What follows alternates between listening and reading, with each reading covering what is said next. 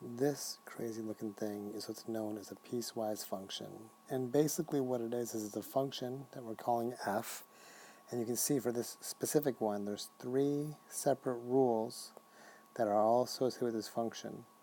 And as we look at what we're asked to find f of -1, or f of 4, or f of -5.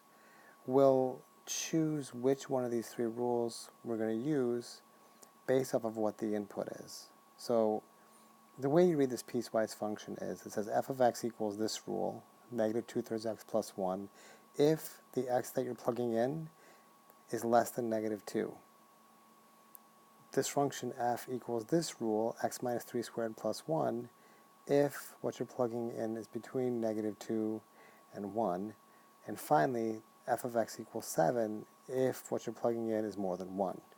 So when I try to find f of -1, I have to first figure out which one of these 3 conditions, this one, or this one, applies to what I'm plugging in.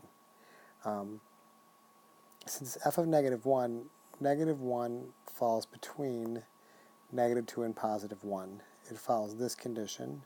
So I'm going to use this rule, and I'm basically just going to plug that -1 in and do -1 minus 3 squared plus 1, which will equal, of course, -4 squared plus 1, which comes out to be, what, 16 plus 1 is 17. That's it. Try to find f of 4. I'm going to pause for a second, or you pause the video for a second. You have to figure out which condition, which rule you're going to use based off that input, and then go ahead and find f of 4. Go ahead and pause.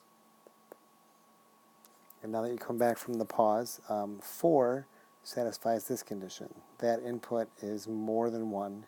And for that rule, whatever you plug in, it just pops out a 7. So f of 4 equals 7. I used that third rule because the input followed that condition. Go ahead and let's try and do f of -5. Go ahead and pause it and try what you think is right. And now hopefully you come back from the pause and you realize f of -5, the input, the -5, follows this condition. So I'm going to use this rule. That means -2/3 times 5 plus 1, and then to go bananas, but like multiply top by top, -10 thirds plus 1. So if, in case you forgot how to multiply fractions or didn't have a calculator, it's top by top, make the new top, bottom by bottom, make the new bottom. I'll add 1, and then I need to add these fractions, so I need a common denominator. So this is really over 1, so it's really 3 over 3. And then we add the top, so -7/3. You know what? If you couldn't get through all the fraction work, I'm not too worried. If you did know that based off of this input, you were supposed to use this rule, that's what's going to make me happy. So go ahead and give those problems a try, and please email me questions if you have any.